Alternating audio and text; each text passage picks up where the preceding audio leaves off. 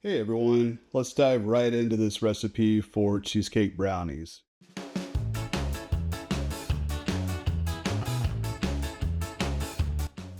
Start out by preheating the oven and melting the butter. Once it's melted, add the sugar, stir till it's combined, and then add the chocolate chips.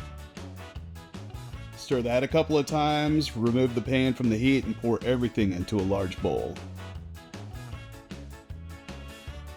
While that cools, get started on the cheesecake. For that, you'll need some cream cheese, eggs, vanilla extract, and some sugar. Add the cream cheese and the sugar to a mixing bowl and then use a hand mixer to mix those together until they're smooth and creamy. Now mix in the egg yolks and the vanilla and then set everything aside.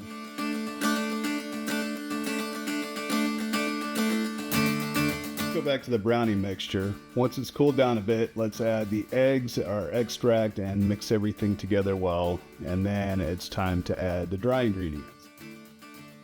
Add the cocoa powder and the ground coffee and fold them into the mixture just until they're combined. Then add the baking soda and the salt. And finally add the flour.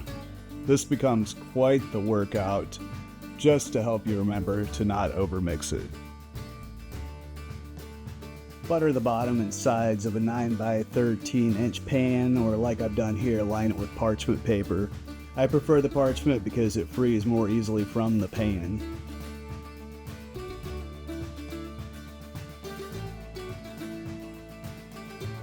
Spread half of the brownie batter evenly across the bottom of the pan and then drop the cheesecake batter on top of that by the tablespoonful.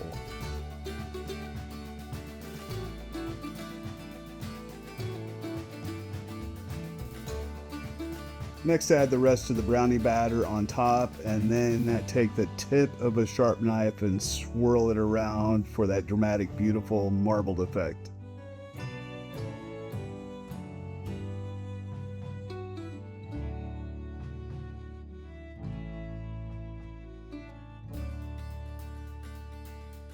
Pop them into the preheated 350-degree oven for about 30 to 35 minutes. The brownies are ready when the edges look set. If you'd like, you can check by inserting a toothpick into the center, and it should come out mostly clean. Once they're out of the oven, let them cool in the pan for about 10 minutes, and then transfer them to a wire rack to cool completely.